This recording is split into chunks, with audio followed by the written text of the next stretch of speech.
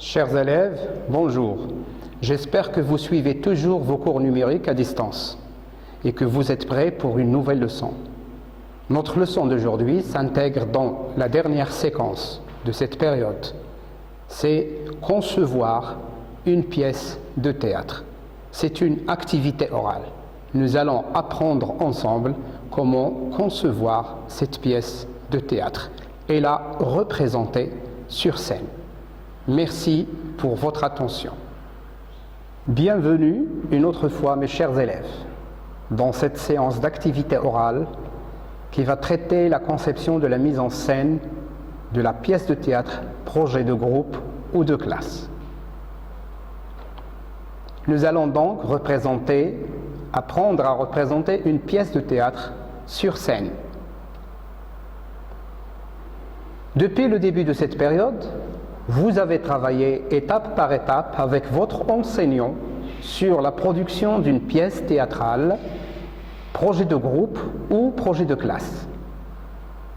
Il est temps maintenant de finaliser ce travail et de le représenter sur scène. Mais avant de commencer, rappelons-nous d'abord ce qui a été fait la séance précédente. Vous avez sûrement affiné votre production en effectuant les directives suivantes. Vous avez lu et vous avez évalué votre production. Vous avez classé les idées qui ne sont pas claires et celles qui sont insuffisantes. Vous avez également réécrit votre pièce. Et puis vous avez vérifié si tous les éléments du texte sont unis et enfin vous avez relu la pièce produite. C'est très bien. Si vous avez fait tout cela, c'est que votre travail maintenant est prêt à être représenté sur scène. Bravo et bon courage. Très bien. Notre séance aujourd'hui sera consacrée à la mise en place du décor et de tous les accessoires.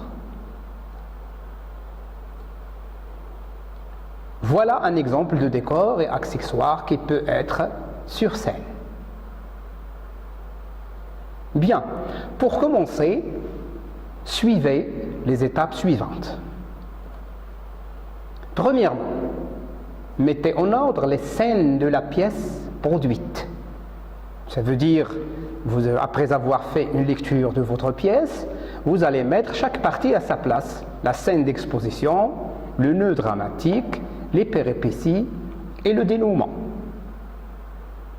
Si tout cela est fait, nous allons passer à la deuxième étape. Maintenant, vous allez imaginer et mettre en place tous les accessoires possibles dont vous aurez besoin, bien sûr. Troisièmement, vous allez choisir un costume approprié pour votre rôle. Puisque chacun de vous va choisir un rôle, il va choisir un costume approprié à ce rôle. Ça dépend de la personne que vous allez jouer sur scène. 4. Choisissez un fond musical pour traduire les émotions des personnages. Ça veut dire une musique qui va accompagner ton rôle et le rôle des autres personnages. Maintenant, tu vas choisir un éclairage en fonction du moment du déroulement de l'action jouée sur scène. Sixièmement, choisis un maquillage approprié à ton rôle. C'est fait? Bien. Maintenant, fais ce travail en contactant tes amis de groupe à distance.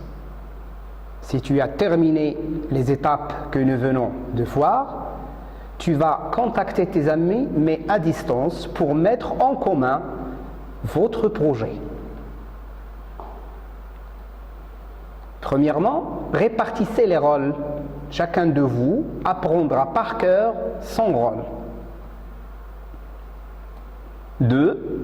Préparez des feuilles A4 en 2 colonnes. Une pour le texte et l'autre pour la mise en scène. Ça va vous aider à savoir comment jouer votre rôle sur scène. Dans la partie mise en scène, vous allez mettre les éléments suivants, par exemple des consignes relatives à la voix et le débit, aussi des consignes relatives au déplacement sur scène et les accessoires à utiliser.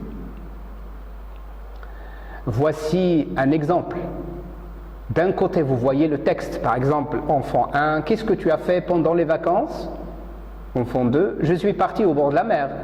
Enfant 1, ah bon, tu es parti avec ta mère. Enfant 2, mais non, je suis parti au bord de la mer. Tu sais bien, la mer, la plage, les vagues, les maillots de bain, les parasols.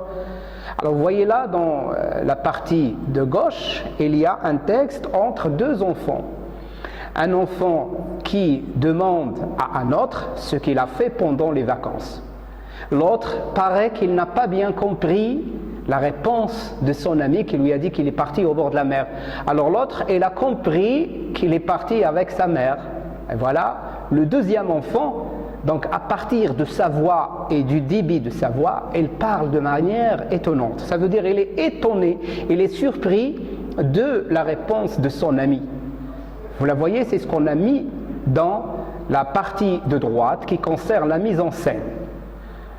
Par exemple, un accessoire à utiliser, il peut tenir son portable en main. Voilà, très bien. Notre leçon prend fin. Je vous souhaite une excellente journée et merci